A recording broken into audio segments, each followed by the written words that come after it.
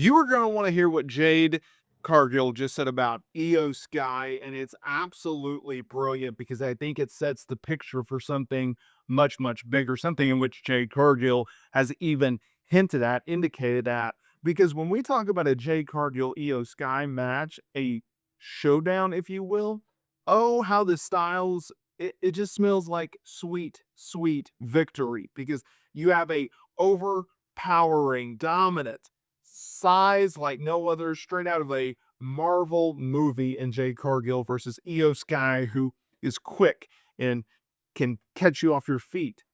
It's the perfect David versus Goliath type match storytelling that I think WWE has always strived on, right? All the legendary Rey Mysterio matches up against the Giants and etc., right? This sets the scene.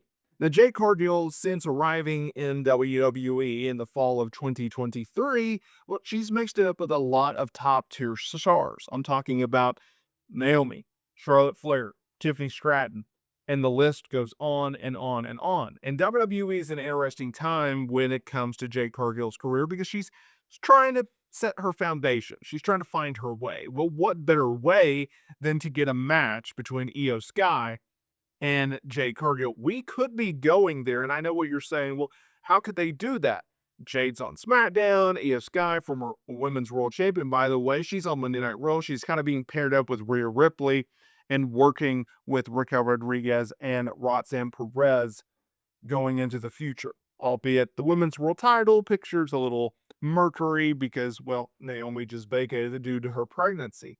How can we get there? Well, I'm going to set the scene. So Jade Cargill had nothing but praise for IYO Sky during a recent interview, pointing to her moveset being piped down in WWE. And she also discussed a potential dream match with the genius of the sky. Okay.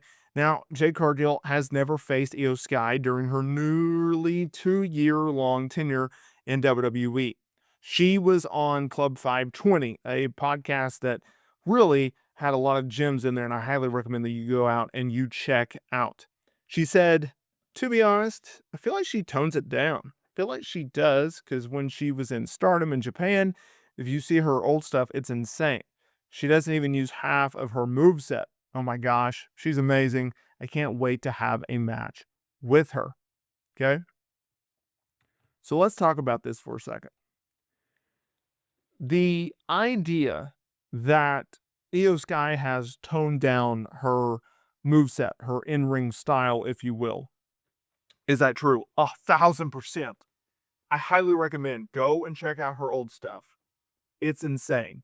I know she does some crazy stuff like in War Games matches where she jumps off the top of the cage with the trash can over her head and everything like that. And I understand that she does some wild things, but you have to see what she is able to do inside of this word circle over in Stardom, over in Japan, to fully grasp and fully appreciate everything that IYO Sky can do. I would also say this is a match between IYO Sky and Jade Cargill a big deal? 1,000%. And I'll tell you why. It's not only because it would be a great match, which it would. I think IYO Sky could give Jade Cargill one of her best matches to date. Okay, IYO Sky is an incredible in-ring performer. She can literally do anything inside the ring. But IYO Sky has really come a long way, and it's actually interesting to draw parallels with her and Jade Cargill. What do I mean by that? If you see IYO Sky today compared to when she first joined the company or her first few years in the company, it's night and day difference. IYO Sky is more over now because of her persona and her charisma and her likability than her movesets, which is something that she relied on earlier in her career. If you do that, you actually have a longer career because you don't have to do these spectacular, crazy, insane moves, dives, and stuns. It actually works in your benefit, right? So if you look at it like that, it changes the game in a lot of different ways. Well, where is Jade Cargill at in her career now?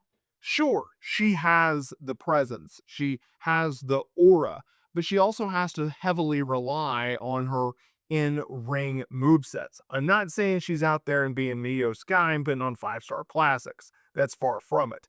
But she does have to work an older school type moveset where everything is slow and plodding and methodical and dominating, right? If you can go away from that and you can start giving the fans either a reason to boo you or a reason to cheer for you, then I think it's going to pay off in a much bigger way for you. I think it helps in a lot bigger ways. I think it opens up the possibilities even more where you can be a babyface or you can be a heel, you can get sympathy or you can't get sympathy, right? You had too much heat. And it also bleeds into your matches where you can start to slow down just a little bit. Randy Orton's the best at this, where like he maximizes and he squeezes every single move for its purpose. Triple H tried to do that, but his matches were so plotting that they were just straight up boring. Randy is able to stretch how much he can squeeze out of something right before you get bored with it, then he just stops, right? Then he's okay with it. And he moves on to the next thing real quick. It's very interesting to watch the in-ring psychology of like a Randy Orton versus Triple H, or in this case, a Jade Cargill and an Io Sky. Io, she does good where she can ramp, and a bunch of moves and then stops and it just sells, right? Jade, it's dual move, we wait, dual move, we wait. It's like peaks, right? Like if you look at the in-ring psychology of it. I think Io Sky can actually teach Jay Cargill how to do move, and then flatline sell for a minute. And that means what those three moves did, or those two moves, or that one move, whatever the case may be, they all matter. They tell a story in its own self, and then it sets you up for the next transition.